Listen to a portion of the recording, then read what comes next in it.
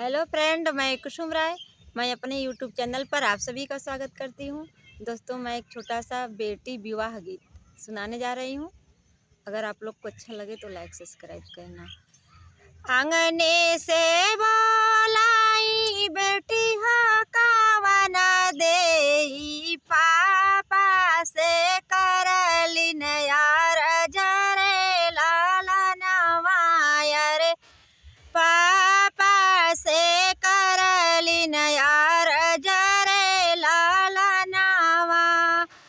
अच्छा घर खोजे बाबा, सुंदर बार खोजे, अरे तबाही जब सासुराल रे लाला नवा, अरे तबाही जब सासुराल रे लाला नवा।